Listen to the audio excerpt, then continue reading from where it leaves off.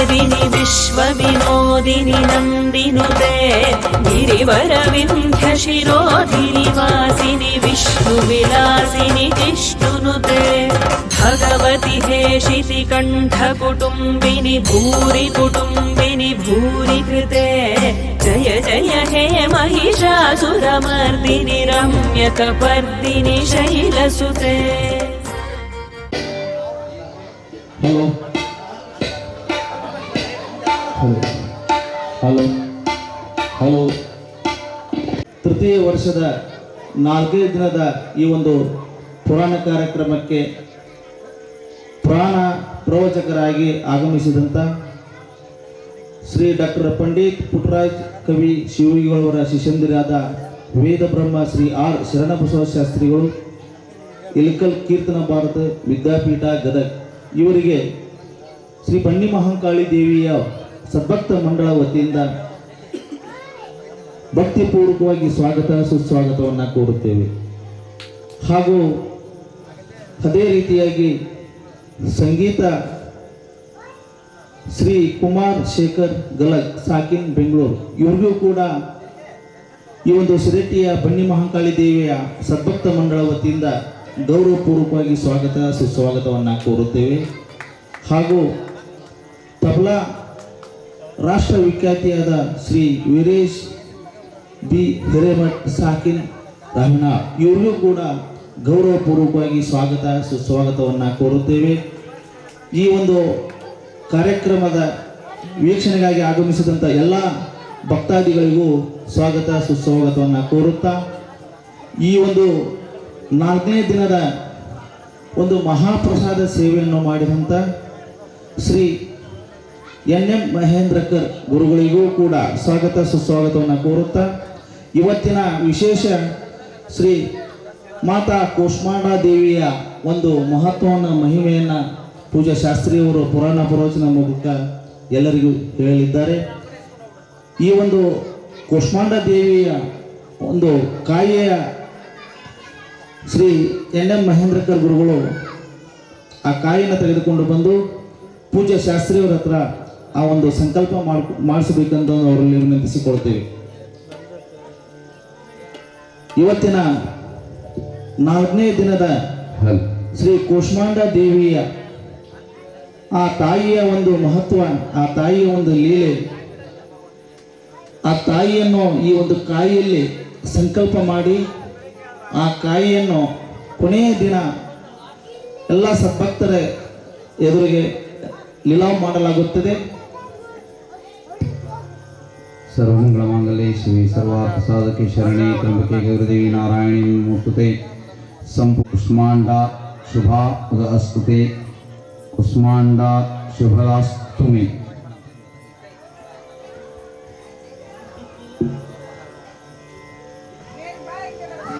ದೇವಾದಿ ದೇವತೆಗಳನ್ನು ರಕ್ಷಿಸಲೇ ನಿನ್ನನ್ನು ಕರೆದಿದ್ದೇವಮ್ಮ.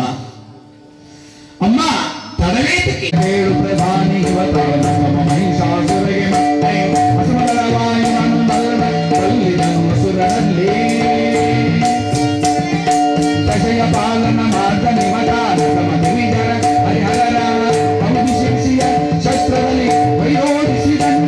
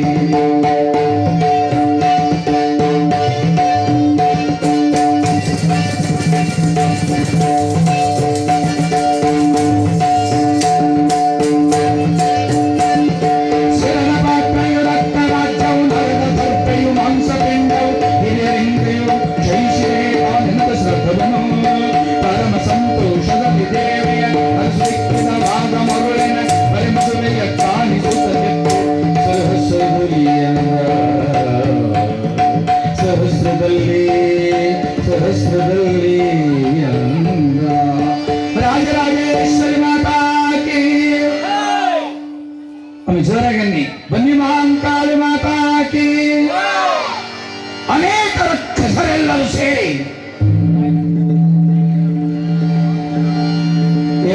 ಹೆಣ್ಣಾಗಿ ಬಂದವಳು ಇವಳು ಮನುಷ್ಯನ ಸೈನ್ಯವ ಬಲವ ನೋಡಲಾರದೆ ತನ್ನ ಪ್ರಾಣವನ್ನು ಕಳೆದುಕೊಂಡು ಬಂದಿದ್ದಾಳೆ. ಹಾಕಿರಿ ಇವರಿಗೆ ಪಾಶವನ್ನು, ಕಡಿಯುವ ಕೈಗಳನ್ನು ಎಂಬುದಾಗಿ ಹಿಂದೆ ಮುಂದೆ ಆ ತಾಯಿಯನ್ನ ಬೆನ್ನು ಹತ್ತಿ ರಾಕ್ಷಸರು, ಬಲಿಷ್ಠರಾಗಿರುವ ರಾಕ್ಷಸರು ಅಲ್ಲ, ದುಷ್ಟರು ಎಷ್ಟು ಬಲಿಷ್ಠರು ಎಂದರೆ ದೇವಾದಿ ದೇವತೆಗಳು ಅಂಜಿ ಓಡಿ ಹೋಗಿದ್ದಾರೆ. ಒಳ್ಳೆಯವರು ಅದಕ್ಕೊಂದು ಗಾದೆ ಮಾತಿದೆ, ದುಷ್ಟರಿಗೆ ಕಂಡರೆ 2 ಸಾರಿ ನಮಸ್ಕಾರ ಅನ್ಬೇಕಂತ, ಒಂದ್ಸಲ ಅಲ್ಲ 2 ಸಾರಿ. ಯಾಕೆ ಅಂತಂದ್ರೆ ದುಷ್ಟರ ಬುದ್ಧಿ ಅವರ ಹಿಡಿತದಲ್ಲಿ ಇರೋದಿಲ್ಲ. ಮೇನಾಗಿತ್ತು ಪಂಚತಂತ್ರ ಎಂಬುವ ಗ್ರಂಥ, ಅದನ್ನು ಬರೆದವನು ಶಿವಕೋಟಿ ಆಚಾರ್ಯ.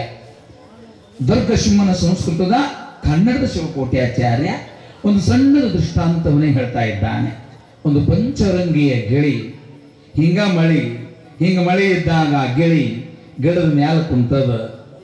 ಮಂಗಗಳು ಮೈ ತೊಯ್ಸ್ಕೊಂಡವ, ಬಹಳ ತೊಯ್ಸ್ಕೊಂಡಿದ್ವು, ಬಹಳ ಮಂಗಗಳ ಹಿಂಡು, ಬಹಳ ಮಂಗ ಅಷ್ಟು ಕೂಡಿ ತಂಡಿ ಹಳದದ, ತಂಡಿ ಹತ್ತದ, ಏನ್ ಮಾಡಬೇಕು ಅಂತ ಗುಲುಗುಂಜಿ ನೋಡಿರಲ್ಲ, ಕೆಂಪು ಗುಲುಗುಂಜಿ ಅಂತ ಇರ್ತಾವಲ್ಲ, ಆರೆಂಜ್ ಅಂದ್ರೆ ಕೇಸರಿ ಗುಲುಗುಂಜಿನೂ ಇರ್ತಾವ. ಅವನ್ನೆಲ್ಲವು ರಾಶಿ ರಾಶಿ ಆರಿಸಿ ತಂದು ಮಂಗ್ಯಾನ ಹಿಂಡು ಆ ಗಿಳಿ ಕುಂತ ಗಿಡದ ಕೆಳಗೆ ರಾಶಿ ಹಾಕಿ ಅಂತ ಕಾಯಿಸ್ತಾ ಇದ್ದು, ಬೆಂಕಿ ಅಂತ ತಿಳ್ಕೊಂಡು ಕಾಯಿಸ್ತಾ ಇದ್ದು. ಹಂಗ ಕಾಯಿಸಿದ್ರೆ ಅವಕ್ಕೆ ಚಳಿ ಬಿಟ್ಟು ಹೋದೀತೆ. ಆಗ ಮೇಲೆ ಕುಂತ ಪಂಚರಂಗಿ ಗಿಳಿ, ನೀವೆಲ್ಲಾರು ನೋಡಿದ್ದು ಒಂದ ಬಣ್ಣದ ಗಿಳಿ, ಪಂಚರಂಗಿ ಗಿಳಿ ಇಲ್ಲ ಅಂತ ಅನ್ಬೇಡಿ, ಬಹಳ ನಮೂನಿ ಗಿಳಿಗಳವ. ಮೈಸೂರಿನ ದತ್ತಾತ್ರೇಯ ಆಶ್ರಮದಲ್ಲಿ ಒಟ್ಟ ಎಷ್ಟು ಗಿಳಿ ಮಾತಾಡೋ ಗಿಳಿನೂ ಅದಾವ. ನಾವು ನೋಡಿ ಬಂದ್ವಿ, ಕೀರ್ತನಕ್ಕೆ ಹೋಗಿದ್ವಿ ಮೈಸೂರಿಗೆ. ಅಂತ ಯಾವ ಗಿಳಿ 5 ಬಣ್ಣದ ಗಿಳಿ ಕೆಳಗಿರುವ ಮಂಗಗಳಿಗೆ ಚಳಿ ಹಿಡಿದಿದ್ದನ್ನು ನೋಡಿ ಕರುಣೆಯಿಂದ, ಎಲ್ಲೋ ಮಂಗಗಳೇ, ಇದನ್ನ ಹೀಗೆ ಕಾಯಿಸಿದರೆ ಥಂಡಿ ಹೋಗೋದಿಲ್ಲ, ಕಲ್ಲಿಗೆ ಕಲ್ಲು ಜಡಿಯಿರಿ, ಬೆಂಕಿ ಬರ್ತದೆ, ಆ ಬೆಂಕಿಯಿಂದ ಈ ಗುಳುಗುಂಜಿಯ ಬಣವೆ ಸುಡುತ್ತದೆ, ಸುಟ್ಟ ಬಣವೆ ನಿಮಗೆ ಬೆಂಕಿಯಾಗಿ ಕಾವು ಕೊಡುತ್ತೆ ಅಂತ ಹೇಳಿದ. ಮೂರ್ಖ ಗಿಳಿಯೇ, ನಮಗೆ ಬುದ್ಧಿಯನ್ನು ಹೇಳುವೆಯಾ ಅಂತಂದು ಒಳಗೊಂದು ಎತ್ತ ಹರಿಯಿಂದ ಹತ್ತಿತ್ತು.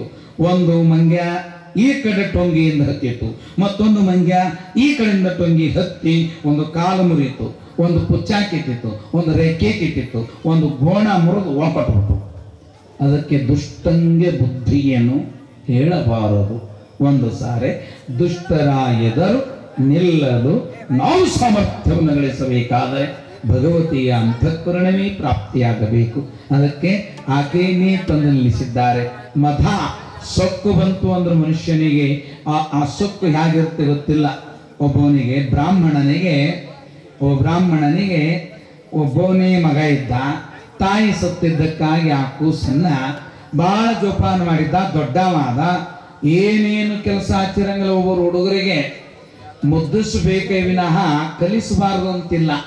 ಮಕ್ಕಳನ್ನು ಮುದ್ದಿಸಬೇಕು, ಆದರೆ ಶಿಕ್ಷೆಯೊಂದಿಗೆ ಶಿಕ್ಷಣ ಯಾವತ್ತಿಗೂ ನಮ್ಮ ಮಕ್ಕಳಿಗೆ ಇರಬೇಕು. ಅವನಿಗೆ ಏನು ಕಲಿಸಿರ್ಲಿಲ್ಲಲ್ಲ, ಯಾವ ವಿದ್ಯೆಯೂ ಬರಲಿಲ್ಲ. ಕೊನೆಗೆ ಹಳ್ಳಿಗೆ ಅವನೊಬ್ಬನೇ ಬ್ರಾಹ್ಮಣ. ಏನ್ ಮಾಡಿದ ಅಂದ್ರೆ ಸಾಯೋ ಮುಂದೆ ಹೇಳಿದ, ನೋಡಪ್ಪ ಬಾ ಇಲ್ಲಿ, ನಾನು ಇವತ್ತು ನಾಳೆ ಸತ್ತು ಹೋಗ್ತೇನೆ. ಈ 15 ಕೆಮ್ಮಣ್ಣು, ಈ ಕೆಮ್ಮಣ್ಣು ತಗೊಂಡು ಉಂಡಿ ಮಾಡಿದವ.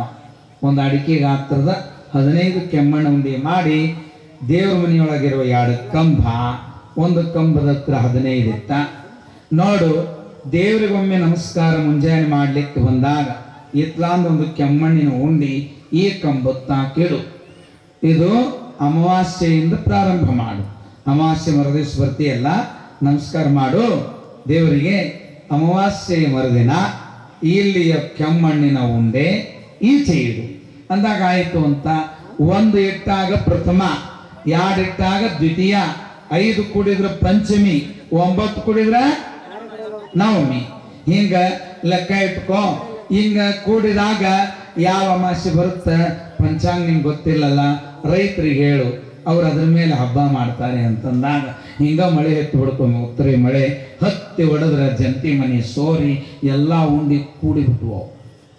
ಎಲ್ಲ ಉಂಡಿ ಮಣ್ಣಿನ ಉಂಡಿ ಕೆಮ್ಮಣ್ಣು ಉಂಡಿ ಏಕಾದಶಿ ಯಾವುದು, ಪಂಚಮಿ ಯಾವುದು, ನವಮಿ ಯಾವುದು ಒಟ್ಟು ಸೋರಿ ಹಳ್ಳಕ್ಕಾಗಿ ಹರಲಾಗಿ ಹೋಗ್ಬಿಟ್ಟು ಏನ್ ಮಾಡ್ತೀರಿ ಅವಾಗ ಅಂತ ಕೇಳಿದರೆ ರಶಿಲೋಮ ಈ ಅಧ್ಯಾಯದಲ್ಲಿ ಬರುವಂತಹ ರಾಕ್ಷಸ ರಶಿಲೋಮ ರುದಗ್ರಹ ಅನ್ನುವಂಥವ್ರು.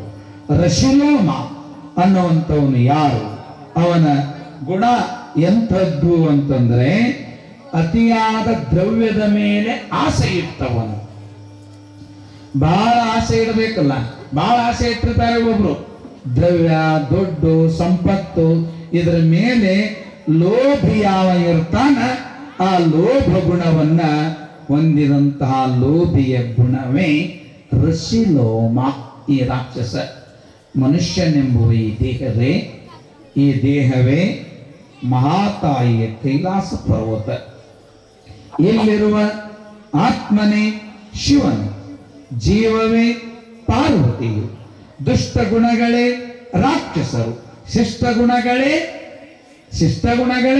ದೇವಾದಿ ದೇವತೆಗಳು. ಈ ನಮ್ಮ ಮನಸ್ಸಿನ ಹೃದಯ ದಂಗಳವೇ ಅದು ಯುದ್ಧ ರಂಗಭೂಮಿಯು. ಈ ಯುದ್ಧ ರಂಗಭೂಮಿಯಲ್ಲಿ ನಿಂತಿರುವ ರಾಕ್ಷಸ ಇವತ್ತು ಯಾರು ಅಂತಂದ್ರೆ ರಶಿಲೋಮ, ಅಂದ್ರೆ ಲೋಭ ಗುಣ. ಇಷ್ಟು ಬೇಕೆಂಬ ಆಸೆ, ಮತ್ತಿಷ್ಟು ಬೇಕೆಂಬ ಆಸೆ.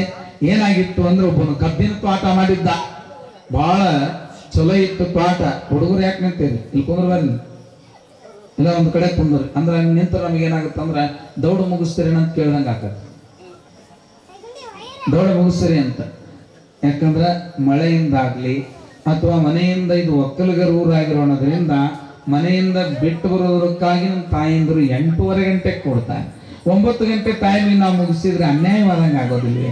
ಅದಕ್ಕೆ ನಾವು ಒಂದು ಸ್ವಲ್ಪ ಹೊತ್ತು ಮಾಡಿ ನಿಮ್ಮನ್ನು ಬಿಡ್ತಾ ಇರ್ತೇವೆ. ಅದಕ್ಕೆ ಯಾರು ಹಾಗೆ ನಿಂತ್ಕೊಂಡ್ರೆ ಏನಾಗುತ್ತೆ ಅಂದ್ರೆ ದೌಡೆ ಆಗ್ಬಿಡ್ತೀರ ಅನ್ನಂಗ. ಅದಕ್ಕೆ ಹಂಗೆ ನಿಲ್ಲಬಾರ್ದು, ಶಾಂತತೆಯಿಂದ ಕೂತ್ಕೊಂಡು ಸೌಜನ್ಯವನ್ನ ಕಾಯಬೇಕು ಅಂತ ನಿಮ್ಮಲ್ಲಿ ವಿನಂತಿಸ್ತಾ ಈ ಯಾವ ಅಧ್ಯಾಯ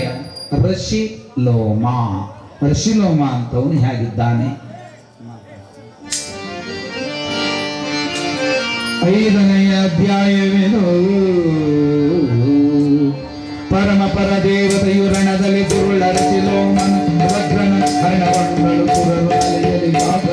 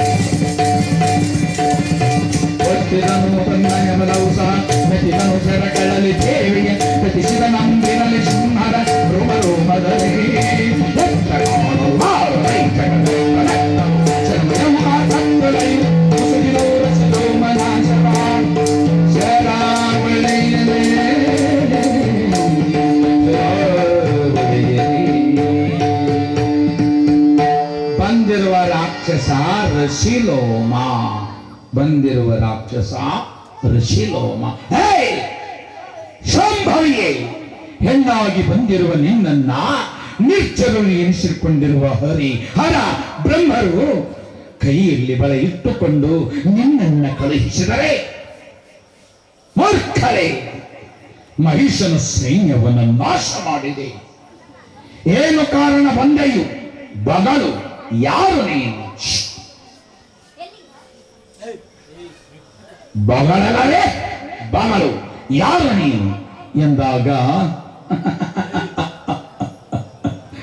ನನ್ನನ್ನ ಜಗವು ಕರುಣಾಧೀನಿ ತಾಯಿ ವಾತ್ಸಲ್ಯಮಯಿ ಅಮ್ಮ ಎಂದು ಕರೆಯುವರು. ಮೂರ್ಖಳೇ, ದುಷ್ಟಳೇ, ಅಂತ ಕರೆದವರು ಯಾರು ಇಲ್ಲ, ನೀನೊಬ್ಬನೇ. ಕಾರಣ ನನ್ನನ್ನು ನೋಡುವ ಭಾವ ನಿನ್ನದು ದುಷ್ಟ ಭಾವವಾಗಿದೆ. ನಿನ್ನ ಗುಣ ಲೋಭ ಸ್ವರೂಪವಾಗಿದೆ, ಲೋಭವಾಗಿದೆ. ಬಿಡಲು ನಿನ್ನ ಗೊತ್ತಯ್ಯ, ನನ್ನ ಬಿಡಲಾರದೆ ಒಯ್ದು ಅನುಭವಿಸಬೇಕೆನ್ನುವ ನಿನ್ನ ದುಷ್ಟ ಬುದ್ಧಿ, ಲೋಭ ಗುಣ, ಇನ್ನ ಯಾರಿಗೂ ಕೊಡಬಾರದು ಎನ್ನುವ ದುರ್ಗುಣ ಏನು ಐತಲ್ಲ, ಅದು ನೀನು ರಾಕ್ಷಸ ಸ್ವರೂಪಕ್ಕೆ ಇಳಿಸಿದೆ.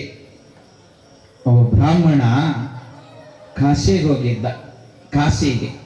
ಕಾಶಿಗೆ ಹೋದಾಗ ಅವನ ಹತ್ರ ಒಂದು ಚೊಂಬು ಇತ್ತಿಂತ, ಅದು ತಾಮ್ರದ ಚೊಂಬು. ಇನ್ನು ಸ್ನಾನಕ್ಕೆ ಗಂಗಾ ನದಿಯಲ್ಲಿ ಮೂಗಿಡಿದು ಮುಳುಕೊಳ್ಳುವಾಗ ಇದು ಚೊಂಬು ಅಡ್ಡ ಆಗುತ್ತೆ ಅಂತ ತಿಳಿದು ಕಾಶಿಯ ಗಂಗಾ ನದಿಯ ದಂಡೆಯ ಉಸುಕಿನಲ್ಲಿ ತೆಗೆದು ಅದನ್ನು ಮುಚ್ಚಿದ. ಇದು ಮತ್ತೆ ತೆಗೆದು ಮುಚ್ಚಿಂದ ನನಗಂತ ಗುರುತ ಸಿಗ್ಬೇಕಲ್ಲ ಅಂತ ಒಂದು ಗುಂಪಿ ಮಾಡಿ, ಈ ಗುಂಪಿ ಯಾರು ಕೆಡಿಸ್ಬಾರ್ದು ಅಂತಂದು ಅದಕ್ಕೆ ಮೇಲೆ ಹೂವ ಪತ್ರಿ ಇಟ್ಟು ನೀರಿಗೆ ಇಳಿದು ಜಳಕ ಮಾಡಕ್ ಹೋದ. ನನ್ನಂತವ್ರು ಹೊಸ್ದಾಗಿ ಹೋಗಿರ್ತಾರಲ್ಲ ಕಾಶಿಗೆ ಹೋದವರು, ಅವರಂದ್ರು ಕಾಶಿಗೆ ಗಂಗಾ ನದಿಗೆ ಬಂದವರು ಉಸುಗಿನ ಗುಂಪಿ ಮಾಡಿ ಬಿಲ್ಪತ್ರೆ ಪುಷ್ಪ ಇಡಬೇಕಂತ ಕಾಣಿಸ್ತದೆ ಅಂತಂದು ಆ ಗುಂಪಿ ಜೋಡಿ ಸಾವಿರಾರು ಮಂದಿ ಬರೋರು. ಗಂಗಾಕ್ಕೆ ಬರೋ ಮುಂದೆ ಎಲ್ಲಾರು ಒಂದು ಗುಂಪಿ ಮಾಡಿ ಒಂದು ಹೂವ ಒಂದು ಪತ್ರೆ ಇಟ್ರು. ಎಲ್ಲಾರು ಹೂವ ಪತ್ರೆ ಇಟ್ರಲ್ಲ, ಇಟ್ಟಿಂದ ಬ್ರಾಹ್ಮಣ ಮುಳುಗಿ ಒಳಗೆ ತನ್ನ ಗುಂಪಿ ಹುಡುಕಾಡ್ತಾನೆ. ಸಿಗುತ್ತಾ ಇಲ್ಲ. ಎಷ್ಟು ಗುಂಪಿ ತೆಗೆದ್ರು ಚೆರಗಿ ತಂಬಿಗೆ ಸಿಗಲಿಲ್ಲ. ಹೇಗೋ ಬಾಲು ದುರಾಸೆ ಎಂಬುವ ಲೋಭ ಗುಣವು ನಮ್ಮಿಂದ ಮೋಸಕ್ಕೆ ಒಳಗಾಗುತ್ತದೆ. ಅಂತಹ ರಾಕ್ಷಸನೇ ರಸಿಲೋಮ ಅನ್ನುವಂಥವನು ಬಹಳಷ್ಟು ಯುದ್ಧ ಭೀತಿಯಿಂದ ಬಂದಿರುವ ರಕ್ಕಸರನ್ನ ನಾಶ ಮಾಡುವಂತ ಇವಳನ್ನ ಕೇಳ್ತಾ ಇದ್ದಾನೆ. ಎಲ್ಲವೋ ಸ್ತ್ರೀ,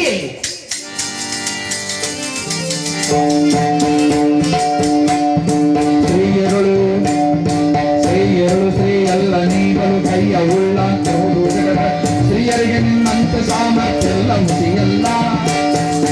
ಕೈಯನೇ ಕಲಿಸಾಂತೆ ಕೈಯಗಾದೇನು ಒಳ್ಳೆ ಹೋಗಿ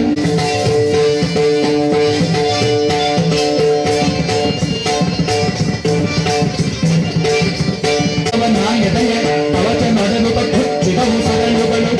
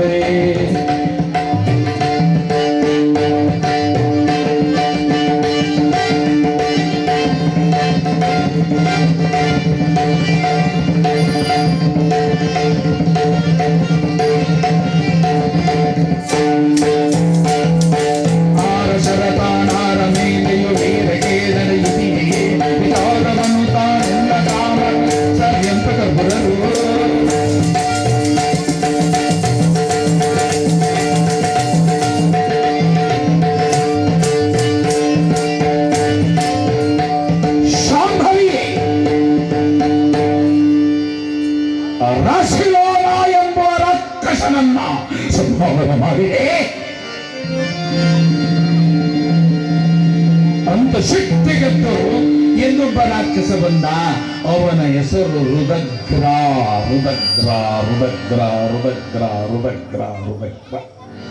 ರುದಿರ್ ಅಂದ್ರೆ ರಕ್ತ, ಮಾಂಸದಲ್ಲಿರುವ ರಕ್ತವು ಕುದಿಯುವುದು ಯಾವಾಗ ಅಂದ್ರೆ ಮನುಷ್ಯನಿಗೆ ಕೋಪ ಬಂದಾಗ. ಸುಮ್ಮನೆ ಕೋಪ. ಈಗ ಮುಂಜಾನೆ ಆಫೀಸ್ಗೆ ಹೋಗೋದು ಇರ್ತೈತೆ, ಒಬ್ರು ಆಫೀಸ್ಗೆ ಸ್ನಾನ ಮಾಡ್ಕೊಂಡು ಆಫೀಸ್ಗೆ ಹೋಗಿರ್ತತೆ. ಆಗ ನೋಡ್ತಾರೆ,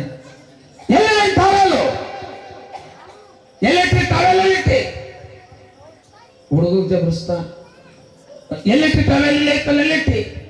ಅವಾಗ ಹೆಂಡತಿ ನೋಡಿ ಸುಮ್ಮನೆ ಇರ್ತಾಳ, ಈ ಒಂದು ವೋಲ್ಟೇಜರ್ ಏಟೈತೆ ನೋಡ್ಬೇಕಂತ.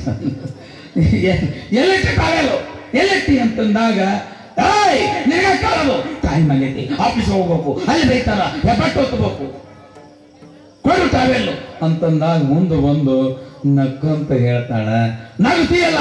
ಆಗ ತಡೀರಿ ಸ್ವಲ್ಪ ಅಂತ ಇಷ್ಟೊತ್ತನ ಹುಡುಕಿದ ಟವೆಲ್ ಈ ಮಗ ಮೊದಲ ಹೆಗಲ ಮೇಲೆ ಹಾಕೊಂಡು ಹುಡುಕಾಡಕತ್ತಿದ್ದ. ಮೊದಲ ಹೆಗಲ ಮೇಲಿದ್ದ ಟವೆಲ್, ಅವಾಗ ಹೆಗಲ ಮೇಲಿದ್ದ ಟವೆಲ್ ತೆಗೆದು, ಮಾರಯ್ಯ ನಿನ್ನ ಹೆಗಲ ಮೇಲೆ ನಾ ಹಾಕೊಂಡಿದ್ದಲ್ಲ, ಈ ಟವೆಲ್ ಯಾಕೆ ಹುಡುಕಾಡ್ತೀನಿ, ನಿನ್ನ ಹೆಗಲ ಮೇಲೆ ಇತ್ತು ಅಂತ. ಶಾಂತಿಯು ನಮ್ಮ ಹೃದಯದಲ್ಲಿಯೇ ಇದೆ. ಅದನ್ನು ನಾವು ಕಳ್ಕೊಳ್ಳೋದು ಯಾವಾಗ ಅಂದ್ರೆ ಬುದ್ಧಿಯನ್ನು ಕಳ್ಕೊಂಡಾಗ.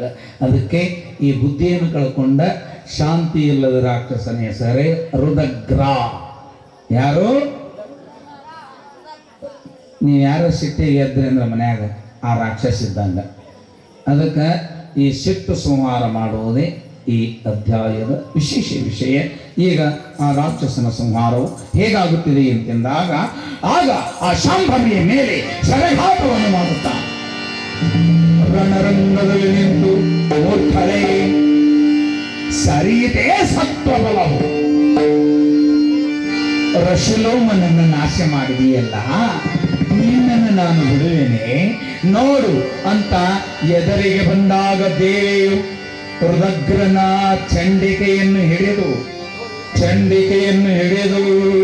ಸರಿ ಸತ್ವ ಸರಿಯ ಸತ್ವವು ಬಳಿಕ ಧರಣಿ ಮೇಲೊದಗಿತಾಗ ರುದ್ರ ಮುಂಡವು ಮುರುಗಿತವನ ಮಹಾಬಲವು ರತಿಕರು ಗಾಯಿತು. ಹರಣ ಕಳೆದರು ದೇವಿ ತಡಹಿ ಉರುಳಿದರು ದೊರೆ ನೂರು ಕ್ಷೋಣಿಯು ಬರಿಯೇ ಬಲವದ ನಾರು ಬಲ್ಲರು ಋಷಭೇಶ ಕೇಳಂದ.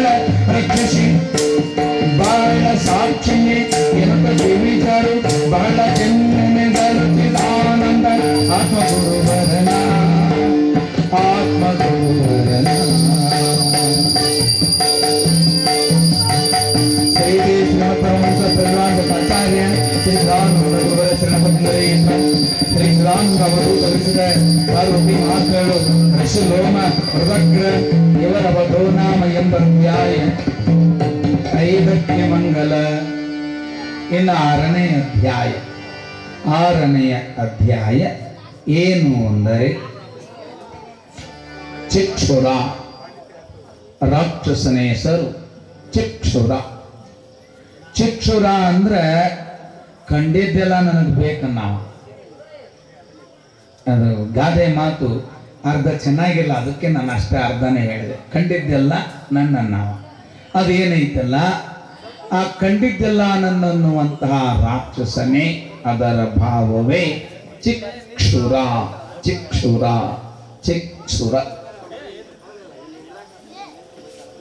ಮಹಿಷಾಸುರನ ಸೈನ್ಯದ ಬಲದಲ್ಲಿ ಚಿಕ್ಷುರ ಎಂಬುವ ಬುದ್ಧಿ ಮನುಷ್ಯನಲ್ಲಿರುವ ಕಾಮ.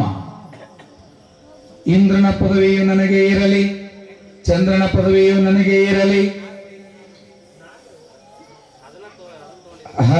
ಹರಿಯ ಪದವಿಯು ನನಗೆ ಇರಲಿ, ರುದ್ರನ ಪದವಿಯು ನನಗೆ ಇರಲಿ, ಎಲ್ಲಾ ಪದವಿಯು ನನಗೆ ಇರಲಿ, ಕಂಡಿದ್ದು ಅಷ್ಟು ನನಗೆ ಇರಲಿ ಅನ್ನುವ ದುಷ್ಟ ಬುದ್ಧಿ ಕಂಡ ಸ್ತ್ರೀಯಾಗಲಿ, ಕಂಡ ವಸ್ತುವಾಗಲಿ, ಕಂಡ ದುಡ್ಡು ದ್ರವ್ಯವಾಗಲಿ, ಇದು ನನಗ ಇರಲಿ ಅನ್ನುವಂಥ ದುರ್ಬುದ್ಧಿ ಏನೈತಲ್ಲ, ಇದು ಚಿಕ್ಷುರ ಭರ್ತೃಹರಿ ಅನ್ನುವಂತಹ ಮಹಾಮೇಧಾವಿ ಕರ್ನಾಟಕದ ಈ ಸುಂದರ ಭಾರತದ ಉಜ್ಜಯಿನಿ ಪ್ರಾಂತ್ಯದಲ್ಲಿ ಆಗಿ ಹೋಗಿರ್ತಕ್ಕಂಥ ಭಾರತದ ಆ ಹುಡುಗರಿಗೆ ಎಬ್ಬಿಸಿ ಕಳಿಸ್ಬಿಟ್ರೆ ಇಲ್ಲ ಸುಮ್ಮನೆ ಕೊಂಡ್ರು ಸರ್ ಯಾರು ಉಜ್ಜಯಿನಿ ವಿಜಯದಾಯಿನಿ ಭಾರತದ ಕ್ಷಿಪ್ರಾ ನದಿಯ ಮಧ್ಯಪ್ರದೇಶದ ಕ್ಷಿಪ್ರಾ ನದಿಯ ದಂಡೆಯ ಮೇಲೆ ಇರುವ ನಗರದ ಹೆಸರು ವಿಜಯದಾಯಿನಿ ಅಂದ್ರೆ ಉಜ್ಜಯಿನಿ. ಆ ಉಜ್ಜಯಿನಿಯನ್ನ ಆಳುವಂತಹ ವಿಕ್ರಮಾದಿತ್ಯ ಅವನ ತಮ್ಮ ಭರ್ತೃಹರಿ. ವಿಕ್ರಮಾದಿತ್ಯನ ಹೆಂಡತಿ ಪಿಂಗಳಾದೇವಿ. ಪಿಂಗಳಾದೇವಿ ಸುಂದರನಾಗಿರುವ ತನ್ನ ಗಂಡನ ತಮ್ಮನಾಗಿರುವ ಭರ್ತೃಹರಿಯನ್ನು ಕಂಡು ಕೇಳ್ತಾ ಇದ್ದಾಳೆ. ಭರ್ತೃ, ಅಮ್ಮ ಮುಚ್ಚುಬಾಯಿ, ಸುಂದರರ ರೂಪರಾಶಿ ಲಾವಣ್ಯವೇ ತುಂಬಿರುವ ಹೆಣ್ಣಾದ ನಾನು, ಅಪರೂಪದ ನೀಳ ರಾಶಿ ಕೇಶ, ದಾಳಿಂಬೆಯ ದಂತೆಯಂತೆ ಇರುವ ನನ್ನ ಹಲ್ಲುಗಳು ನನ್ನ ರೂಪವ ಕಂಡು ಮನಸ್ಸಿನಲ್ಲಿ ನನ್ನನ್ನು ಮುಟ್ಟಬೇಕು ಅಂತ ಅನಿಸಲಿಲ್ಲವೇ? ಅಮ್ಮ, ತಾಯಿಯು ಎಷ್ಟೇ ಸುಂದರಳಾದರೂ ತಾಯಿಯ ತೊಡೆಯ ಮೇಲೆ ಆಡುವ ಮಗು ಭೋಗಿಸುವುದಕ್ಕೆ ಎಂದಾದರೂ ಬಯಸುವುದೇ? ತಾಯಿಯನ್ನ ಮಾಯಿ ಅಂತ ಎಂದಾದರೂ ತಿಳಿಯುವುದೇ? ಅಮ್ಮ ಅಂತ ಮೈದುನ ಅಂದ್ರ ನಿನಗ ಹಡದ ಮಗನಿಗಿಂತ ಹೆಚ್ಚಮ್ಮ. ಮುಚ್ಚುಬಾಯಿ, ಅಮ್ಮ ಎಂದೇ ಹೇಗೋ ಮಾಡಿ ತಪ್ಪಿಸ್ಕೊಂಡ್ಬಿಟ್ಟ. ಅವತ್ತು ಇವನನ್ನ ಭೋಗಿಸಬೇಕು. ಸುಂದರ ಚಂದಿರನಂತಹ ರೂಪ ನಡಗಟ್ಟು ಇರುವ ಯೌವನದ ಉದಮರದ ತುದಿಯಲ್ಲಿ ನಿಂತಿರುವ ಭರ್ತೃಹರಿ ಎಷ್ಟು ಚಂದ ಇದ್ದ. ಬಂಗಾರದ ಬಣ್ಣ, ನೀಳ ಮೂಗ, ಕುಡಿಮೀಸೆಗಳು, ತೀಡಿ ಮಾಡಿದ ಹುಬ್ಬು, ಗುಂಗುರ ಕೂದಲದ ಸುಂದರದ ಮೈಕಟ್ಟಿನ ಅವನನ್ನ ಮುಟ್ಟಿ ಭೋಗಿಸಬೇಕೆಂಬುವ ಕೆಟ್ಟ ಗುಣವೇ ಚಿಕ್ಸೂರ.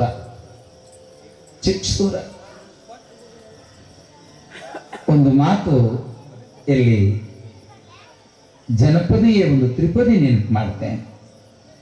ಬೇಲೆಯ ಮೇಗಳ ಹೂವ ಬೆಳ್ಳಗಿದ್ದರೆ ಏನವ್ವ, ಮಲ್ಲಿಗೆಯ ಹೂವಿನಂತಹ ಮನೆಗಂಡ ಮನೆಯಲ್ಲಿ ಇರಲು ಅನ್ಯ ಪುರುಷರ ಹಂಗೆ ಯಾಕ? ಅನ್ಯ ಪುರುಷರನ್ನ ನೋಡೋದು ಯಾಕೆ?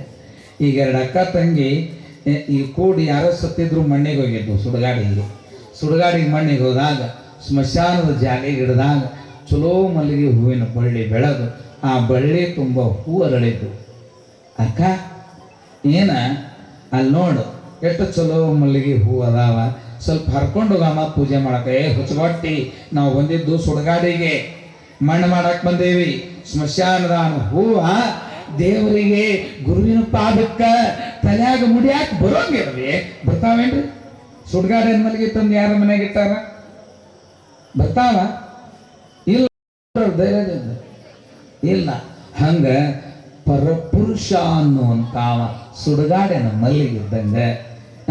ಮನೆಯ ಮಲ್ಲಿಗೆ ಅಲ್ಲ, ಮನೆಯೊಳಗೆ ಇರುವ ಗಂಡ ದೇವರಿಗಿಂತೂ ದಡ್ಡಾವ.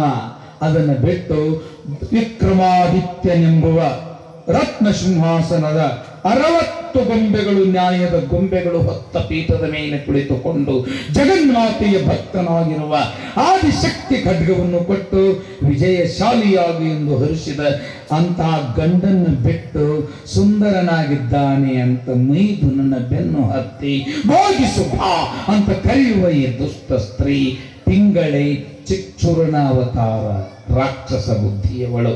ಆಗ ಅವ ಅಂದ, ಅಮ್ಮ ಅಮ್ಮ ಅಮ್ಮ ಅಂತಂದು ಆಕೆಗೆ ಮುಟ್ಟಿಸ್ಕೊಳ್ಳಿಲ್ಲ.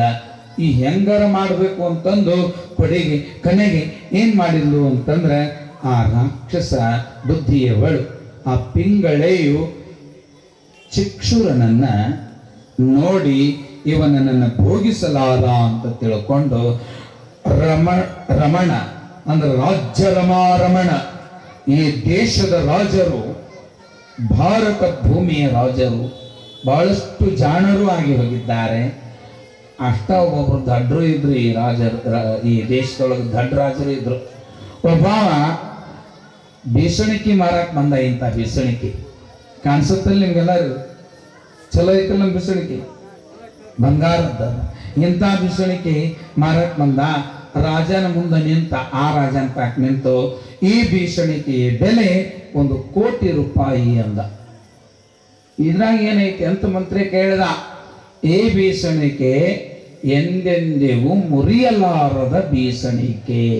ಹೌದಾ? ಅದೇ ಹೆಂಗೆ ಮುರಿಯೋದಿಲ್ಲ? 1 ಕೋಟಿ ರೂಪಾಯಿ ಕೊಟ್ಟ ಮೇಲೆ ನಿಮ್ಮ ಕೈಯಾಗ ಬರುತ್ತಲ್ಲ, ಅವಾಗ ಗೊತ್ತಾಗುತ್ತಂದ ಅವ ರಾಜ. ಯಾರು ಇಲ್ಲಿ ಕೊಡಿ ಕೋಟಿ ರೂಪಾಯಿ ಅಂತಂದಾಗ ಬೀಸಣಿಕೆ ಮಾರೋನೆ ಕೋಟಿ ರೂಪಾಯಿ ಕೊಟ್ರು. ಅವಾಗ ಬೀಸಣಿಕೆ ತಗೊಂಡು ರಾಜ ಹೆಂಗ್ ಮಾಡ್ದ, ಮುರಿದೋಗ್ಬಿಡ್ತು. ಕಟ್ಟಂಬಕ್ಕೆ ಅವನನ್ನ ಕೋಟಿ ರೂಪಾಯಿ ಇಸ್ಕೊಂಡು ಮುರಿಯಲಾರದ ಬೀಸಣಿಕೆ ಅಂತ ಹೇಳಿ ಮುರಿಯೋ ಬೀಸಣಿಕೆ ಕೊಟ್ಟಾನ ಅಂತಂದಾಗ ಕಟ್ಟೋ ಮುಂದೆ ಅವ ಅಂದ, ಕಟ್ರಿ ಬಡ್ರಿ ಬ್ಯಾಡ ನಂಗಿಲ್ಲ, ಬೀಸಣಿಕೆ ಹೆಂಗ್ ಬೀಸ್ಕೊಂಡ್ರಿ ಅದು ಹೇಳ್ರಿ ಅಂದ.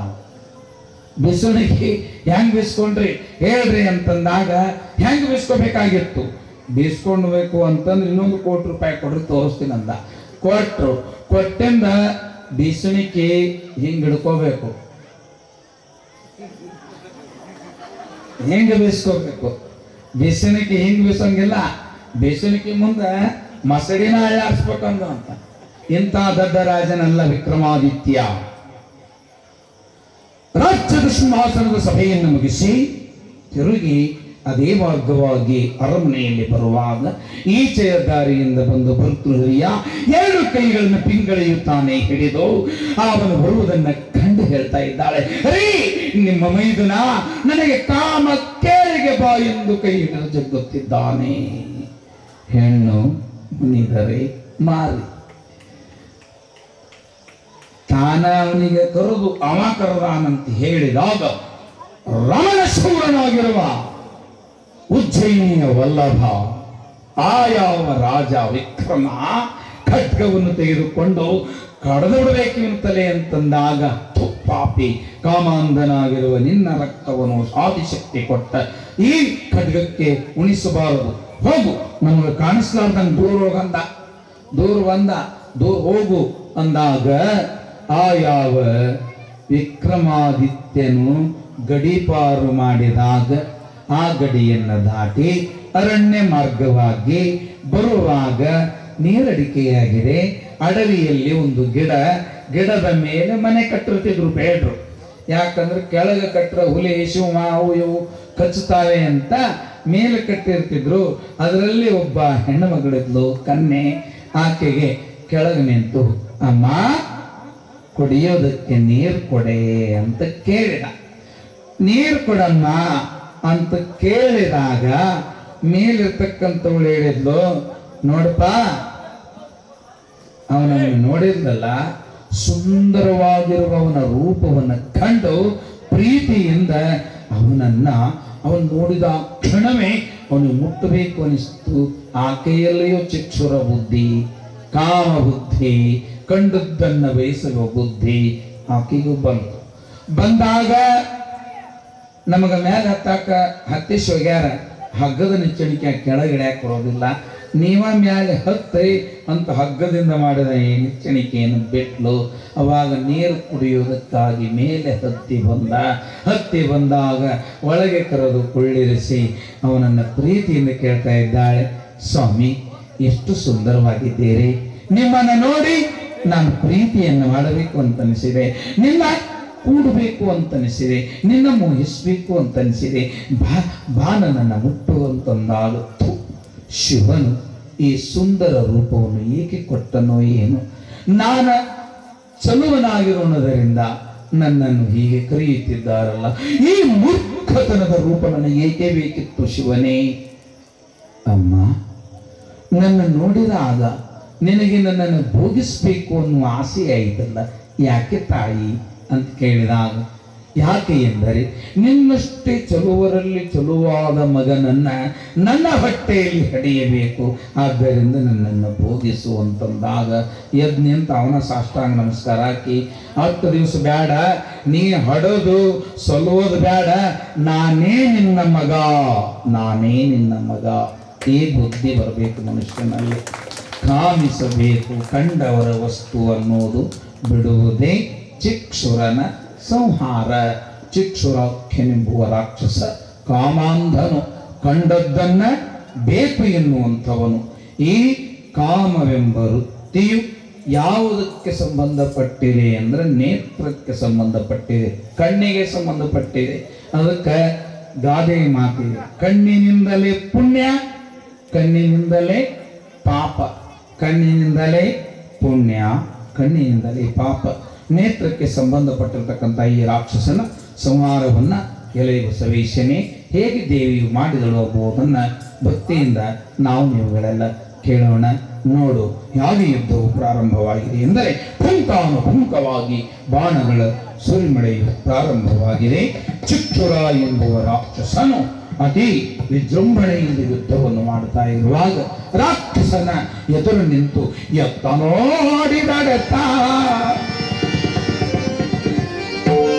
ಶರಮಯ ತತ್ತಿಸೆಯಿರುತ್ತಿರಲು ದೇವೆಯು ಎತ್ತು ಸಾಂದ್ರ ಪಿನಾಕದಲ್ಲಿ ನಾರಾಚವೆರಡನು ಬತ್ತಳಿಕೆಯಿಂದಿಳಿದು ಹೂಡಿ ಎತ್ತುತ್ತಿದಳು ಮಹದೈತ್ಯ ಕಣೆಗಳ ಮತ್ತು ಸುರಿದನು ಚಿಕ್ಕುರನು ಕಣದೇವಿ ಎದುರಿನಲ್ಲಿ, ಗಣದೇವಿ ಎದುರಿನಲ್ಲಿ, ಕಣದೇವಿ ಎದುರಿನಲ್ಲಿ.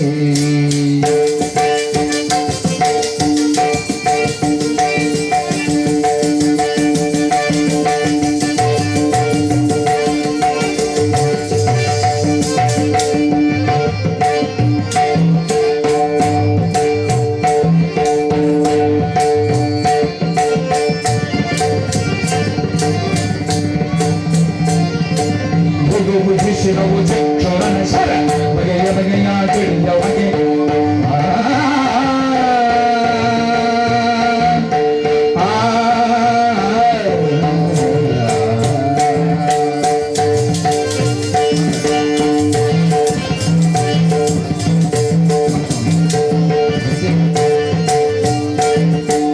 ಎತ್ತ ನೋಡಿದಡತ್ತ ಶರಮಯ ತತ್ತಿಸಿರುತ್ತಿರಲು ಯತಿ ಸಾಮ್ರಪಿನಾಥದಲ್ಲಿ ನಾರಾಚವೆರಡವನು ಎಂದು ಹೂಡಿಯ ಸುತ್ತಿದಳು ಮಾದೈತ್ಯ ಕೆನೆಗಳ ಮತ್ತು ಸುರಿದನು ಚಿಕ್ಕೂರನು ಕಣದೇವಿಯರಿನಲ್ಲಿ.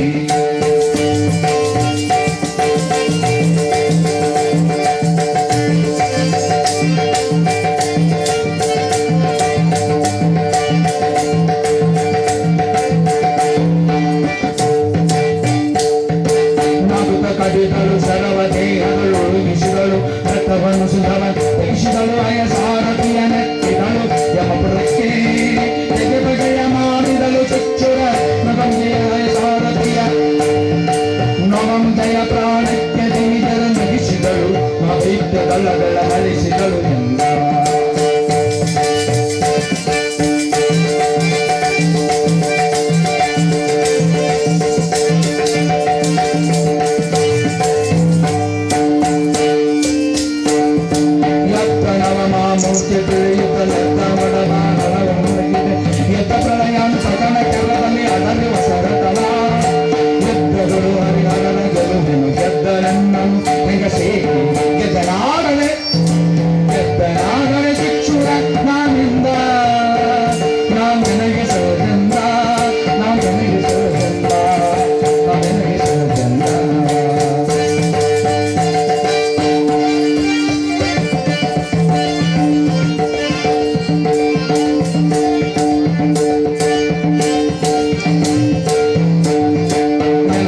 ಶರವನ್ನು ಕವಿಸಿದ ಚುರುಮಯಾತ್ಮಗಳಾದ ದೇವಿಯ ತಮಿಳಿನಲ್ಲಿ ನೋಡಿದವು ಆ ಪರ್ವತಗಳನ್ನ ಪ್ರಭೆ ಮುಚ್ಚಿ ನಿಕ್ಕುಗಳ ಹಾಗೆ ಕೂಡ ನುಡಿಯ ತಗ್ಗಿರುದವನಿಗೆ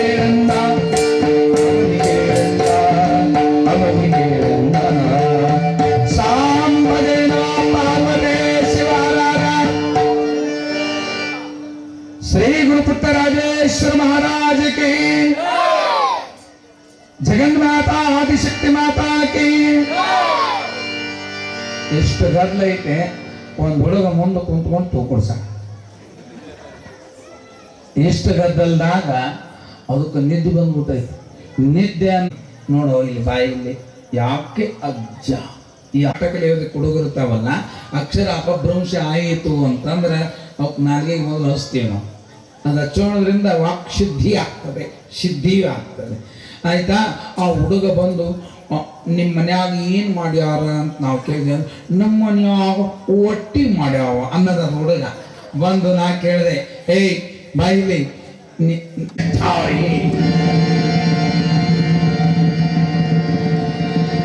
ಎಷ್ಟು ಬಲವೋ ನಿನಗೆ, ಮಾನವನು ಕೊಂಡೇನು, ನಿನ್ನನ್ನು ನಾನು ಬಿಡೇನು ಎಂಬುದಾಗಿ ಚಕ್ಷುರನು ಬಾಣವನ್ನು ತೆಗೆದುಕೊಂಡು ಮುಂದೆ ಬರುವಾಗ ಶಿವನ ತ್ರಿಶೂಲದಿಂದ ಎದೆಗೊದ್ದು ಅವನ ಎದೆಯಲ್ಲಿ ತ್ರಿಶೂಲವನ್ನು ನಾಟಿಸಿ ಚುಚ್ಚಿ ಮೇಲಕ್ಕೊಮ್ಮೆ ಎತ್ತಿ ನೆಲಕ್ಕೆ ಬಡಿದ. ಚಕ್ಷುರನೆಂಬುವ ರಕ್ಕಸ ಮರಣವಾದನು. ಚಕ್ಷುರ ಎಂಬುವ ರಾಕ್ಷಸ ಮರಣಗೊಂಡಿದ್ದಾನೆ. ಕಾಮವೆಂಬುವ ಕಂಡದ್ದು ಬೇಕು ಎನ್ನುವ ದಡ್ಡ ಗುಣವು ನಮ್ಮಲ್ಲಿ ಇರಬಾರದು. ಪರರ ವಸ್ತು ಬಸವಣ್ಣನವರು ಏನು ಹೇಳಿದ್ದಾರೆ? ಮತ್ತೊಂದು ನೋಡದಂತೆ ಕುರುಡನ್ನ ಮಾಡು, ಮತ್ತೊಂದು ಕೇಳದಂತೆ ಕಿವುಡನ್ನ ಮಾಡು, ಮತ್ತೆ ಸುತ್ತಿ ಸುಳಿದು ತಿರುಗಾಡದ ಹಾಗೆ ಕುಂಟನನ್ನ ಮಾಡು. ಯಾಕೆ ಹೇಳ್ಯಾರಂದ್ರೆ ನಮ್ಮ ವಸ್ತು ಬಿಟ್ಟು ಇನ್ನೊಂದು ವಸ್ತು ನೋಡುವ ದುರ್ಗುಣ ರಾಕ್ಷಸ ಬುದ್ಧಿಯಾಗಿದೆ, ಅದುವೇ ಚಕ್ಷುರವಾಗಿದೆ ಎಂಬುದಲ್ಲಿಗೆ ಇವತ್ತಿನ ಸೇವೆ, ಪುರಾಣದ ಸೇವೆ ಈ ಕೊನೆಯ ಪದ್ಯದೊಂದಿಗೆ ಮುಗಿದು ಬರ್ತಾ ಇದೆ. ಆ ಒಂದು ಪದ್ಯವನ್ನು ಓದಿದ ನಂತರ ಸಭೆಯನ್ನ ನಿರೂಪವನ್ನು ಮಾಡೋಣ. ತಾಯಿಂದಿರೆ, ನಾಳೆಯ ದಿವಸ ಮಹಿಷಾಸುರನೆಂಬ ರಾಕ್ಷಸನ ನಾಶ. ಮಹಿಷಾಸುರನ ನಾಶವಾಗುವಾಗ ಇನ್ನೊಂದು ಕೆಟ್ಟ ಗುಣ ಒಂದದ, ಬಿಡಾಲ ಅಂದ್ರೆ ತಾನು ಉಣ್ಣಲಾರದು, ಪರರಿಗೂ ಕೊಡಲಾರದು. ಬೆಕ್ಕಿನ ಗುಣ. ಈಗ ಅಡಕಲ ಗಡಿಗೆಯೊಳಗೆ ಇಟ್ಟ ವಸ್ತುವಾಗಲಿ, ನೆಲವಿನ ಮೇಲಿಟ್ಟ ಮೊಸರು ಮಜ್ಜಿ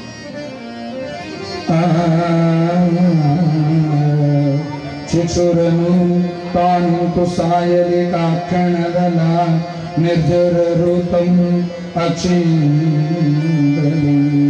ಕಂಡು ಶಿಕ್ಷುರ ನಳಿದನು ಎಂದು ರಕ್ಷಕಳೇ ಸುಜನೈಕ ಬಂಧುವೇ ಶಿಕ್ಷಕಳೇ ದುರ್ಜನರ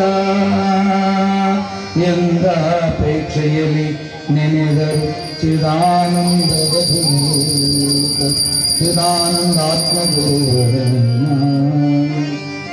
इति श्रीमत्परमहंस परिव्राजकाचार्य श्री चिदानंद गुरुवरे चरण पद्म दुरेपा श्री चिदानंद चरण पद्म दुरेपा श्री चिदानंद अवधूत विरचिता पार्वती महात्म्योळे पार्वती महात्म्योಳು ಶಿಕ್ಷುರವಧೋ ನಾಮ ಎಂಬ 6ನೇ ಅಧ್ಯಾಯ ಸಂಪೂರ್ಣ. ತಾಯಂದರೆ, ಇವತ್ತಿನ ಈ ಸುಂದರವಾಗಿರುವ ಪುರಾಣದ ದಾಸೋಹದ ಸೇವೆಯನ್ನ, ಪ್ರಸಾದದ ಸೇವೆಯನ್ನ ಕೈಗೊಂಡಿರ್ತಕ್ಕಂತಹ ಸನ್ಮಾನ್ಯ ಹಿರಿಯರು, ಅನುಭಾವಿಗಳು ಆದ 25 ರೂಪಾಯಿ ಕಾಣಿಕೆಯನ್ನ, ಹಾಗೆಯೇ ನಮ್ಮ ಮಹಾಪ್ರಸಾದ ಈ 3 ಜನರ ಭಾಗ್ಯದ ಬಾಗಿಲು ತೆಗೆಯಲಿ ಅಂತ ಆ ಶಾಂಭವಿಯ ಪಾದದಲ್ಲಿ ಬೇಡಿಕೊಳ್ಳುತ್ತಾ, ಪುಟ್ಟರಾಜ ಶಿವಯೋಗಿಗಳು ನಮಗ 25-26 ವರ್ಷ ಇಟ್ಟುಕೊಂಡು ವರ್ಷದುದ್ದಕ್ಕೂ ಅನ್ನವನ್ನ ನೀಡುವಂತವರಾಗ್ಯಾರ. ಆದ್ರೆ 9 ದಿನ ನಿಮ್ ಕೈಯಾಗ ಕೊಟ್ಟಾರ. ಪುಟ್ಟ ರಾಜಶಿವ ಯೋಗಿಗಳ ಸ್ಥಾನದಲ್ಲಿ ನಿಮ್ಮ ತುಂಬ ಹೃದಯ ಅಭಿನಂದನೆಗಳನ್ನ ಸಲ್ಲಿಸೋಣ. ಹಾಗೂ ಅದೇ ರೀತಿಯಾಗಿ ಈ ತಬಲಾ ವಾದಕರಾಗಿರ್ಬೋದು, ಹಾರ್ಮೋನಿಯರಾಗಿರ್ಬೋದು, ಬಹಳ ಅಚ್ಚುಕಟ್ಟಾಗಿ ಲಯಬದ್ಧವಾಗಿ ನುಡಿಸ್ತಾ ಇದ್ದಾರೆ. ಅವ್ರಿಗೂ ಕೂಡ ಜೋರಾದ ಚಪ್ಪಾಳೆ ತಟ್ಟುವ ಮುಖಾಂತರ ಅಭಿನಂದಿಸೋಣ. ತಾಯಂದಿರೇ ಹಾಗೂ ಎಲ್ಲ ಭಕ್ತಾದಿಗಳೇ, ಇವತ್ತಿನ ದಿವಸ ಸತತವಾಗಿ 3 ವರ್ಷದ ಈ 4ನೇ ದಿನದ ಈ ಕಾರ್ಯಕ್ರಮ, ಇಂಥ ಒಂದು ಭವ್ಯವಾದ ಕಾರ್ಯಕ್ರಮಕ್ಕೆ ಬಹಳಷ್ಟು ಇಲ್ಲಿರ್ತಕ್ಕಂಥ ಎಲ್ಲ ತಾಯಂದಿರಾಗಿರ್ಬೋದು, ನಮ್ಮ ಸಮಿತಿಯ ಯುವಕರಾಗಿರ್ಬೋದು, ಹಗಲು ರಾತ್ರಿ ಅನ್ನದೇ ಬಹಳ ಭಕ್ತಿಯಿಂದ ಶ್ರದ್ಧೆಯಿಂದ ತನು ಮನದಿಂದ ಶ್ರಮಿಸ್ತಾ ಇದ್ದಾರೆ.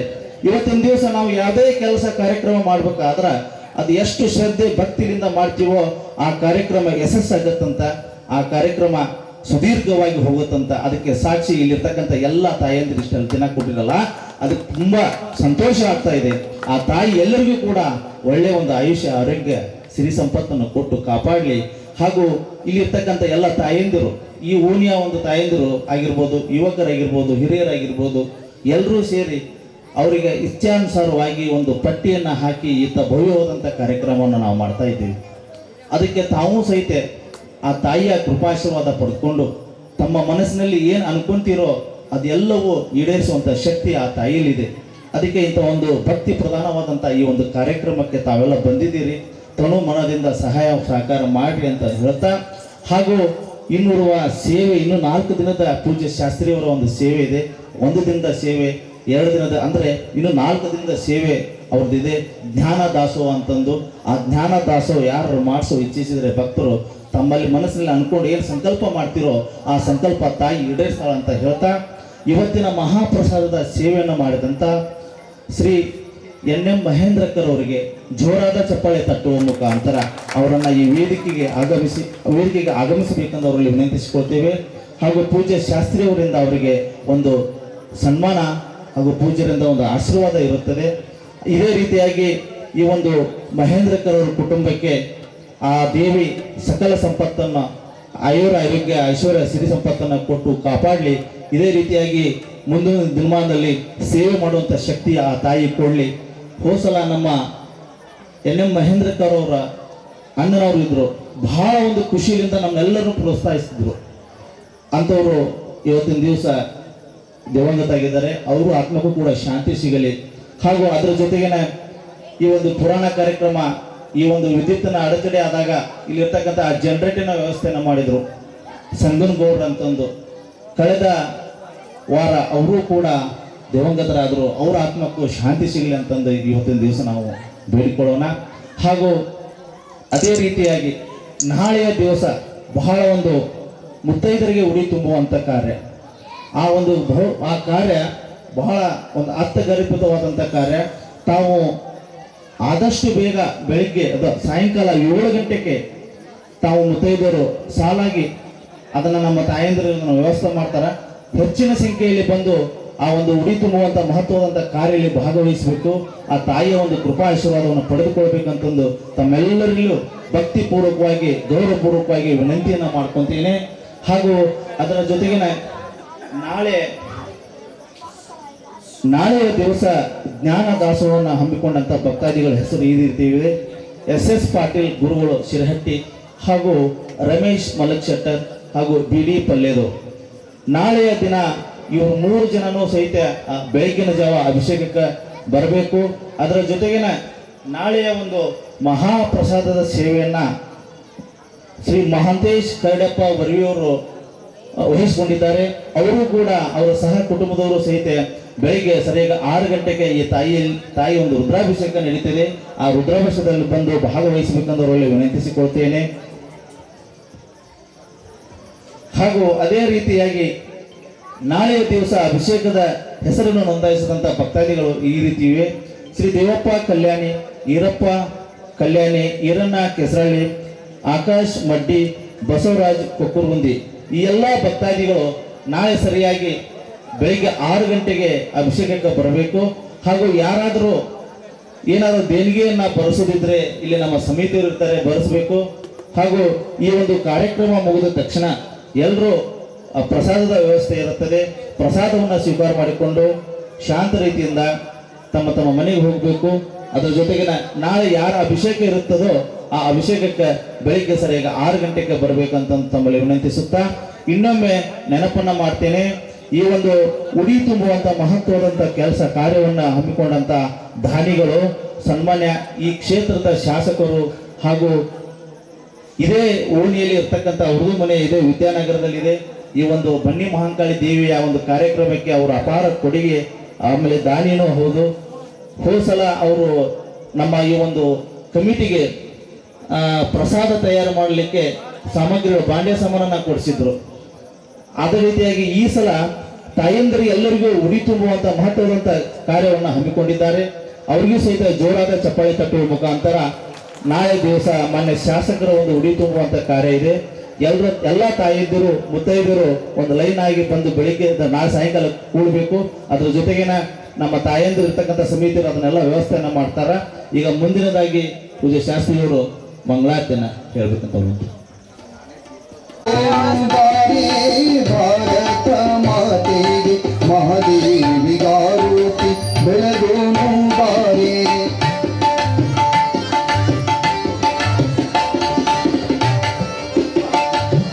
ದುಷ್ಟರ ಕಸರನ್ನು ದೂರ ಮಾಡಿದ ತಾಯಿ, ದುಷ್ಟರ ಕಸರನ್ನು ದೂರ ಮಾಡಿದ ತಾಯಿ, ದುರ್ಗಿ ಅವತಾರ ತಾಳಿದ ತಾಯಿಗೆ, ದುರ್ಗಿ ಅವತಾರ ತಾಳಿದ ತಾಯಿಗೆ ಮಹಾದೇವಿಗಾರುತಿ ಬೆಳಗೋನು ಬಾರೆ.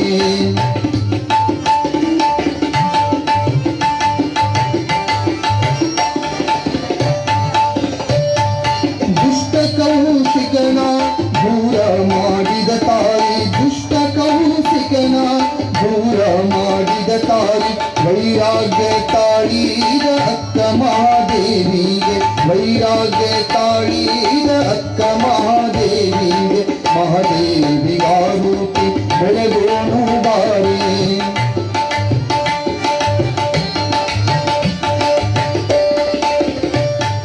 ಧರೆಯೋಳಧಿಕವಾದ ಇತಗಿಯ ವಾಸ, ಧರೆಯೋಳಧಿಕವಾದ ಇತಗಿಯ ವಾಸ, ಚಿದಾನಂದ ಅವಧೂತರು ರಚಿಸಿದ ಮಂಗಲ, ಚಿದಾನಂದ ಅವಧೂತರು ರಚಿಸಿದ ಮಂಗಲ ಮಹಾದೇವಿಗಾರುತಿ ಬೆಳಗೋನು ಬಾರೆ, ಮಹಾದೇವಿಗಾರುತಿ ಬೆಳಗೋನು ಬಾರೆ.